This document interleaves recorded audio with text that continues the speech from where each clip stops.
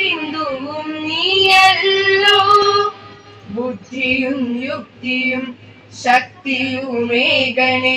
ആരംഭിച്ച ഒരുപടിയേറെ സ്കൂളുകളിൽ അന്ന് ഈ സ്കൂളും ആരംഭിച്ചതാണ്.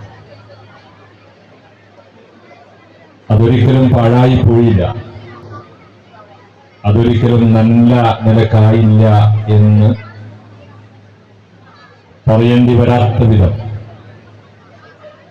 ഈ കാലങ്ങളത്രയും പിന്നോക്കം നിൽക്കുന്ന ഈ പ്രദേശത്തിന്റെ വിദ്യാഭ്യാസ രംഗത്ത് വലിയ മാറ്റങ്ങൾക്കാണ് ഈ സ്കൂൾ നേതൃത്വം നൽകിയത്. അത് അൻസഹാജിയുടെ നിശ്ചയദാർഢ്യത്തിന്റെയും ആത്മാർത്ഥതയുടെയും താല്പര്യത്തിന്റെയും ഭാഗമായി.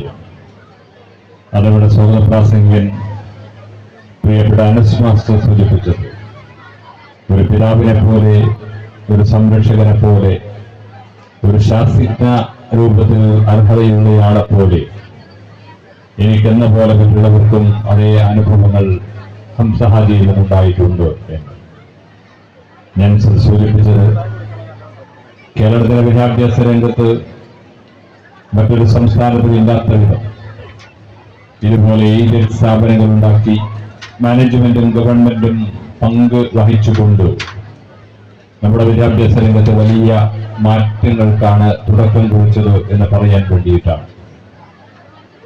അന്ന് സ്ഥലം കയ്യിലുള്ള ആളുകളെ മുഴുവൻ വിളിച്ചു വരുത്തിക്കൊണ്ട്, അതിന് തയ്യാറായ ആളുകളെ വിളിച്ചു വരുത്തി തന്റെ മുന്നിലേക്ക് കൊണ്ടുപോയി കൊണ്ടുവന്നെത്തിച്ചുകൊണ്ട് ഒരു സ്ഥാപനം തുടങ്ങണം എന്ന് പറയുമ്പോൾ അന്നത്തെ ആളുകൾക്കൊക്കെ മടിയായിരുന്നു, സംശയമായിരുന്നു.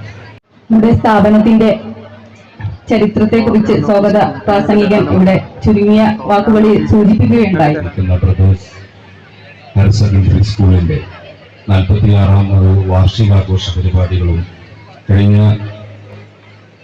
10-30 വർഷക്കാലം ഈ സ്കൂളിനകത്ത് മികച്ച സേവനങ്ങൾ നടത്തിയ അധ്യാപകർക്കുള്ള യാത്രയപ്പ് സമ്മേളനവുമാണ് ഇന്നിവിടെ നടന്നുകൊണ്ടിരിക്കുന്നത്. പക്ഷെ അതിനൊക്കെ ആത്മധൈര്യം നൽകി അന്നത്തെ രാഷ്ട്രീയ ഇച്ഛാശക്തിയുടെ ഭാഗമായി CH എടുത്ത ചില നിലപാടുകളുടെ ഭാഗമായി കേരളത്തിൽ അങ്ങോളം ഇങ്ങോളം പഞ്ചായത്തുകളിൽ UP സ്കൂളില്ലാത്തയിടത്ത്, LP സ്കൂളില്ലാത്തയിടത്ത്, ഹൈസ്കൂളില്ലാത്തയിടത്ത് ആ സ്ഥാപനങ്ങളൊക്കെ അനുഭവിച്ചുകൊണ്ട് വലിയ വിദ്യാഭ്യാസ വിപ്ലവം ഉണ്ടാക്കുകയായിരുന്നു കേരളത്തിൽ. ഇനി കേരളത്തിലെ ഗവൺമെന്റ് സ്കൂളുകളെക്കാൾ ഏറെ എണ്ണത്തിൽ എയ്ഡഡ് സ്ഥാപനങ്ങൾ ഈ കേരളത്തിലുണ്ട് എന്നുള്ളത് നിസ്തർക്കമായ കാര്യമാണ്.